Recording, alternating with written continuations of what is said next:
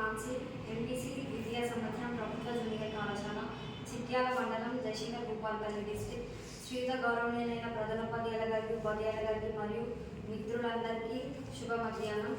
ఈరోజు నేను మీ ముందుకు వచ్చి మాట్లాడదలుచుకున్న అంశాలు మన జీవితాలను నిశ్శబ్దంగా నాశనం చేస్తున్న కాలుష్యాల గురించి మాట్లాడాలనుకుంటున్నాను. ముఖ్యంగా కాలుష్యాలు 3 రకాలు: నీరు కాలుష్యం, గాలి కాలుష్యం, భూమి కాలుష్యం. మొదటిది నీరు కాలుష్యం.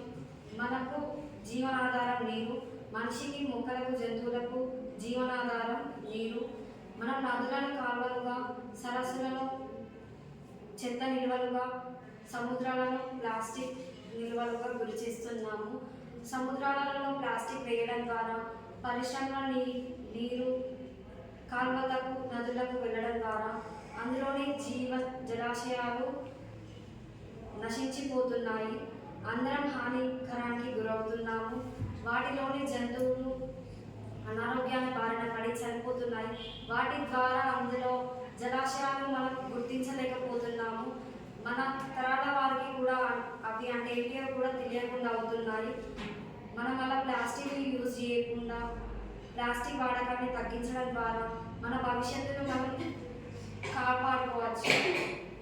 మనము నీటిని కాపాడుకోవడానికి